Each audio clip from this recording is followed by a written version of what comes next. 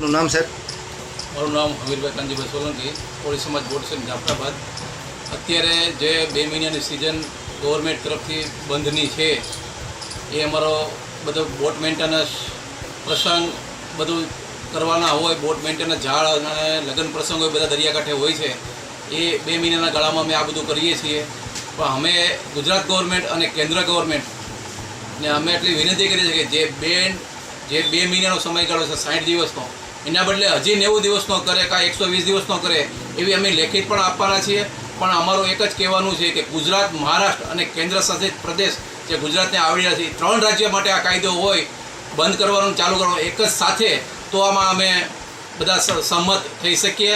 બાકી તો ગુજરાત બંધ રહે અને મહારાષ્ટ્રવાળા આવીને બધી મચ્છી લઈ જાય એટલે અમારા ગવર્મેન્ટને આ પણ અમે વિનંતી કરીએ છીએ કે આ 2 મહિનાની સિઝનની અંદર અમે બધા પ્રસંગો પર બધું કામ કરીએ છીએ.